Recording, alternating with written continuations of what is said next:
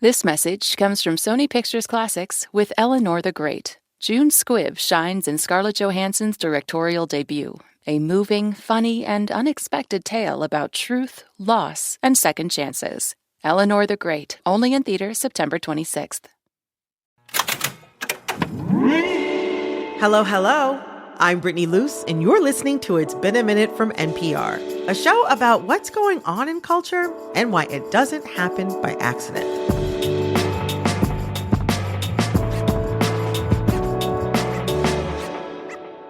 If you could keep a loved one alive forever, would you want to?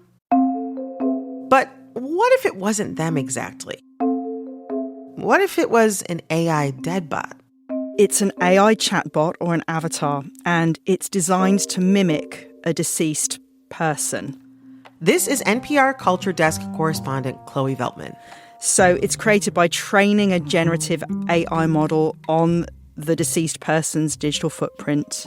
So things like text, social media posts, emails, videos, voice recordings, and so on. And people use them in order to stay connected to the loved ones that they've lost. I mean, yeah, I fully empathize with why someone might use AI like this, but Chloe blew my mind with this next part. That's one type of functionality. And then there are other kinds of functionalities too that we can get into, like, commercial functionality. Yes, the commercialization of an AI deadbot. These deadbots are ripe for commercial exploitation because we're starting to see them in these contexts where they're becoming even more immersive and they're in places where we can really see their powers to persuade, and therefore there is money to be made from them. Meaning? Well, first of all, the deceased have been promoting products on screen in front of us for decades. There are numerous examples of advertising campaigns that involve dead celebrities being brought back to life in various different odd situations. Then also, we've become more accustomed, it seems, to accept the idea of commercials as being part of our everyday digital interactions. So once upon a time, if you chose to watch content from a streamer for free, you would accept there would be ads. But now you pay and there are still ads, depending on what tier. So if we're getting quite acclimatized to this idea, why not ad-supported deadbots too? According to Chloe, the companies that produce deadbots mostly monetize their products through paid subscriptions or an upfront fee, aka an emerging digital afterlife industry. Now, this is an industry that manages a person's digital assets after they die. So, for example, what happens to your social media accounts, things like digital memorialization and digital interactions. And they're made with the data and digital traces left behind by a person after they die.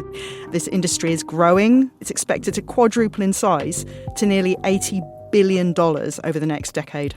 AI advertisers are mulling over the possibility of using deadbots, again, the likeness of a deceased person, to not only offer counseling, but possibly sell you ads. And obviously, that brings up a ton of legal, ethical, and moral implications. The attorney I spoke with about all of this, Jeffrey Rosenthal, told me basically the current legal framework is ill-equipped to handle the harms that might arise from, say, a deadbot relative like Dead Granny spouting ads at family members in avatar form. So we're at a point now where it's very murky and nobody really knows what to do, which means that a lot of bad actors could potentially just come in and try to do all sorts of nefarious things that might be harmful. In the past few months alone, I've seen numerous reports claiming that AI chatbots caused divorces, psychosis, even suicide. These AI tools are quite powerful, and the words of a deadbot not only being created to console, but to persuade, floored me. I talked to a researcher at Lindenwood University, James Hudson was his name, and he basically, said that as human beings, things seem shocking to us now. But because the pace of technology changing is so fast and the world is moving so fast, the things that seem very strange and very awful and very shocking today, they very quickly become normalized.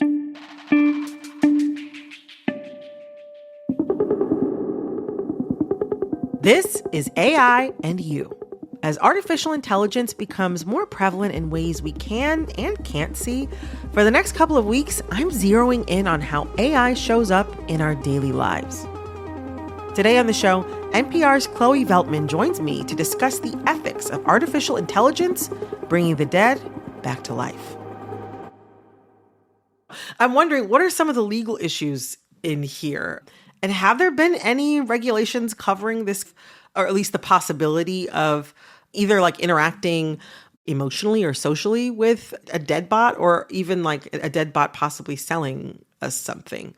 Where's the law in all this? Yeah, I'm glad you're asking about this, Brittany, because it's pretty murky and not very well formed yet. So the basic thing is that there are no comprehensive federal laws in this country governing the use of AI. I will say the European Union does have legislation that seeks to put some sorts of guardrails around the use of the technology, but not specifically deadbots. However, what the US does have is a sort of mishmash of state laws that do recognise a person's right to protect the commercial use of things like their name, their likeness, voice, and other identifying characteristics, even after they're dead, right?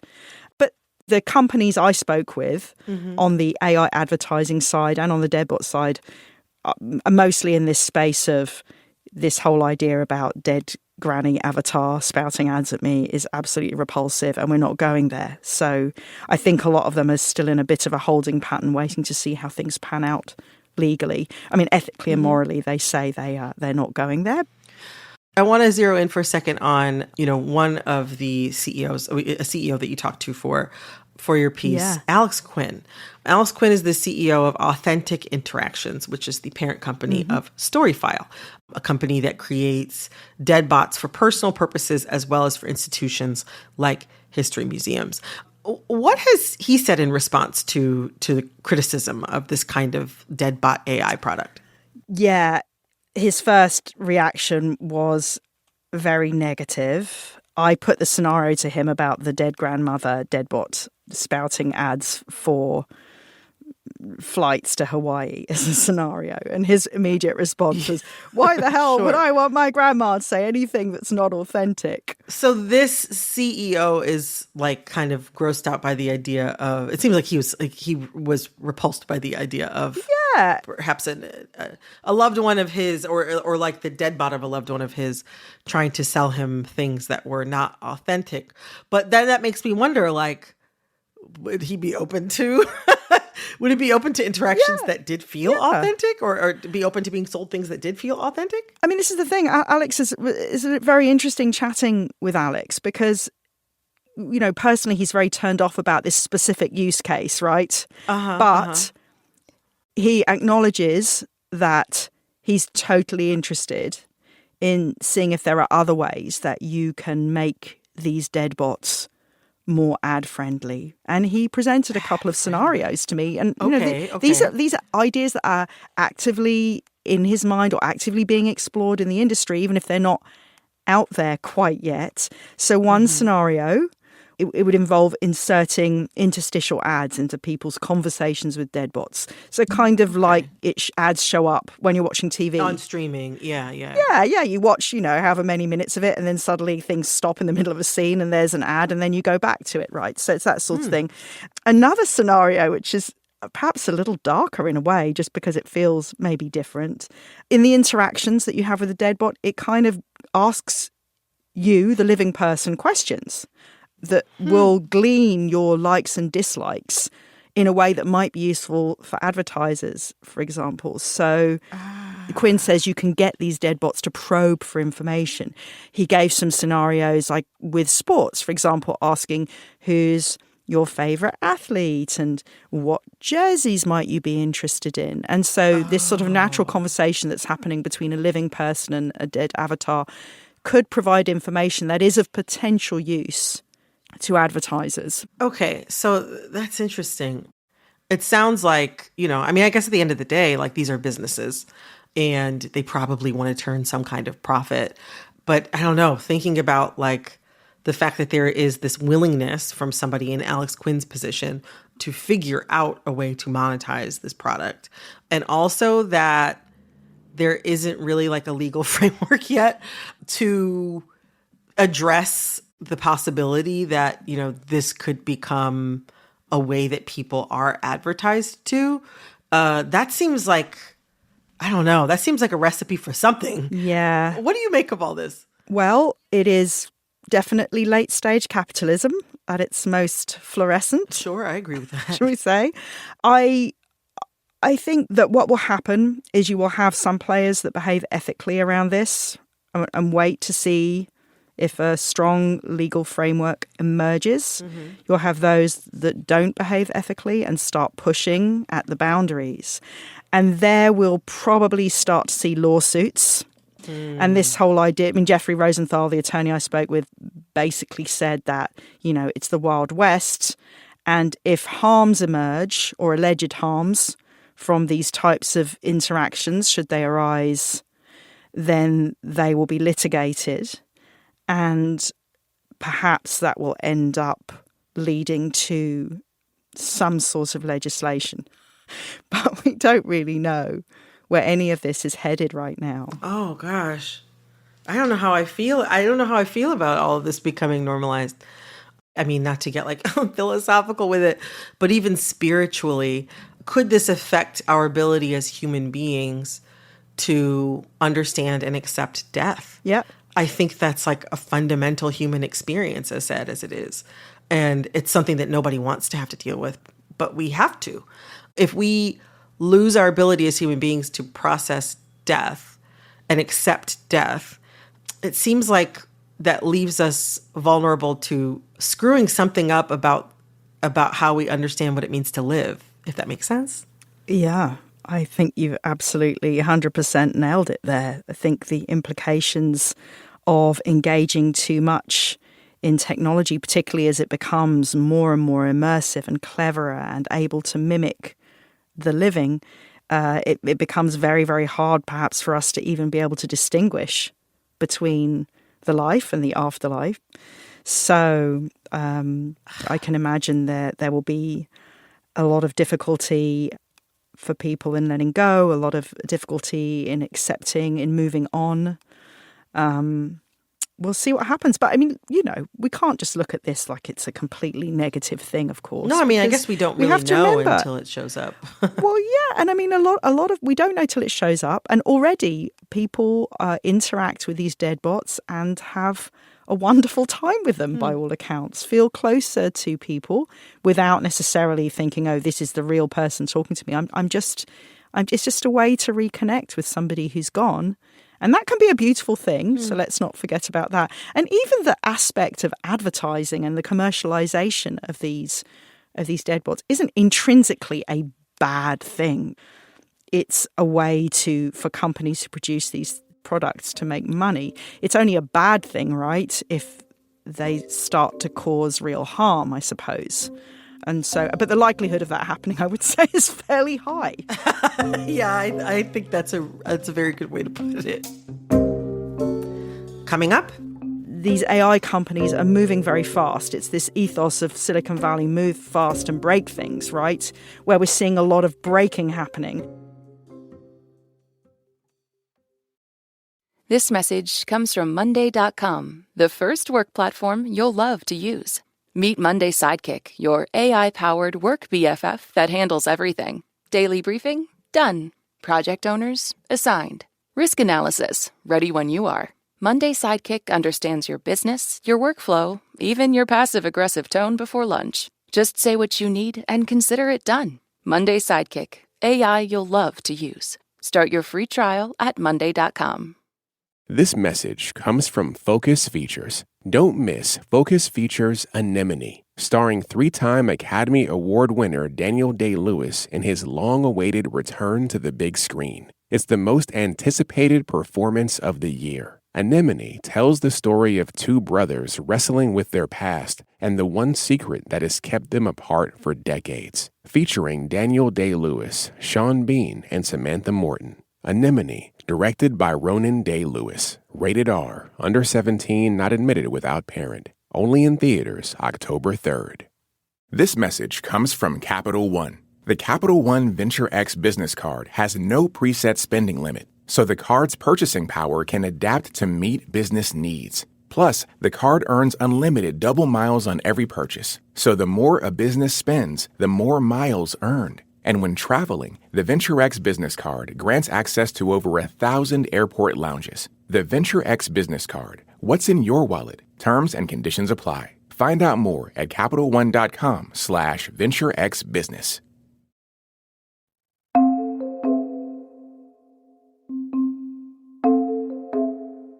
I don't know. It feels like AI is moving the way of social media, and that it's developed faster than legislation has been able to keep up. 100%. Like, what are some of the larger implications of technology moving this quickly without some of those like legal and operational frameworks in place? Yeah, I mean, we can't keep up with it. Certainly the law can't keep up with it. So we see, a lot of lawsuits.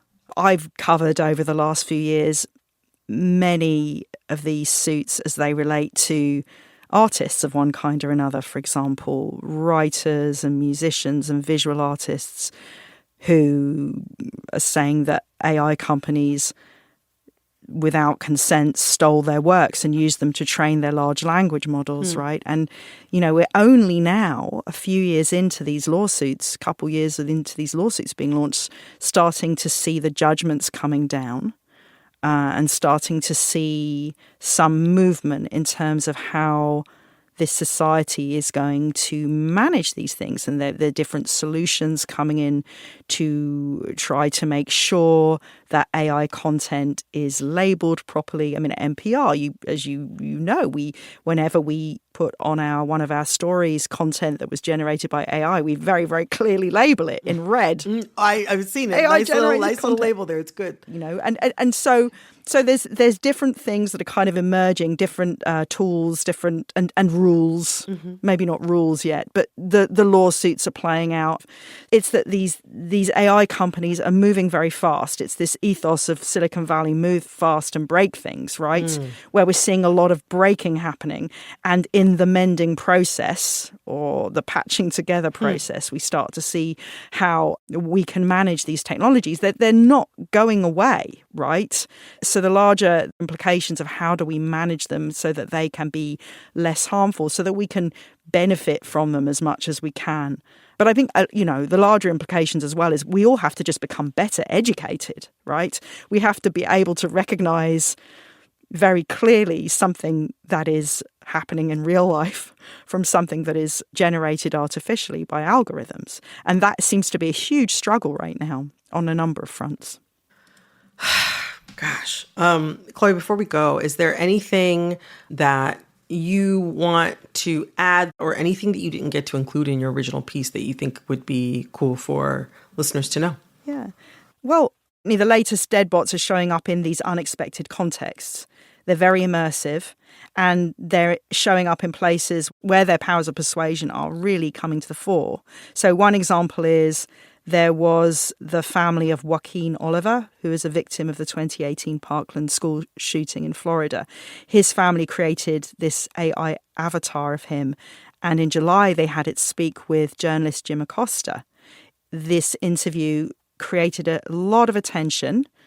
And in this back and forth, Jim Acosta and the Joaquin bot were talking about gun control laws, among other things.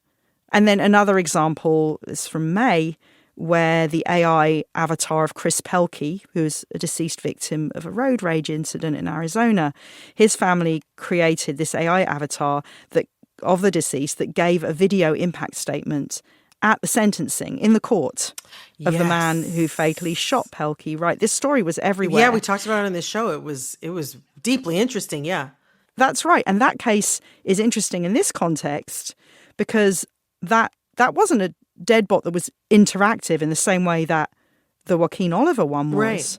but its statement was incredibly powerful. And there's footage online of the judge, Todd Lang, from that case, who basically says, I feel that was very genuine in response to this AI avatar. And then he handed down the maximum sentence. Yeah. Even though the avatar had basically said, don't do that. I forgive. Yeah, I forgive my assailant. Yeah. For me, these two examples go to show just how persuasive these immersive deadbots can be. Oh, gosh. Well, Chloe, thank you so much. I really loved your piece, and I'm so glad you came on to discuss it with us today. Oh, Brittany, the pleasure is entirely mine. Thanks for having me. That was Chloe Veltman. She's a culture correspondent for NPR. And I'm going to put on my influencer hat for a second and ask you to please subscribe to this show on Spotify, Apple, or wherever you're listening. Click follow so you know the latest in culture while it's still hot. This episode of It's Been a Minute was produced by Alexis Williams. This episode was edited by Nina Pathak. Our supervising producer is Barton Girdwood. Our executive producer is Verilyn Williams. Our VP of programming is Yolanda Sanguini. All right, that's all for this episode of It's Been a Minute from NPR. I'm Brittany Luce. Talk soon. This message comes from Jerry. Are you tired of your car insurance rate going up, even with a clean driving record? That's why there's Jerry, your proactive insurance assistant. Jerry compares rates side by side from over 50 top insurers and helps you switch with ease. Jerry even tracks market rates and alerts you when it's best to shop. No spam calls, no hidden fees. Drivers who save with Jerry could save over $1,300 a year. Switch with confidence. Download the Jerry app or visit jerry.ai/NPR today. This message comes from Warby Parker. What makes a great pair of glasses? At Warby Parker, it's all the invisible extras without the extra cost, like free adjustments for life. Find your pair at warbyparker.com or visit one of their hundreds of stores around the country. This message comes from NPR sponsor Viore, featuring the Performance Jogger. Visit viore.com/NPR for 20% off your first purchase on any U.S. orders over $75 and free returns. Exclusions apply. Visit the website for full terms and conditions.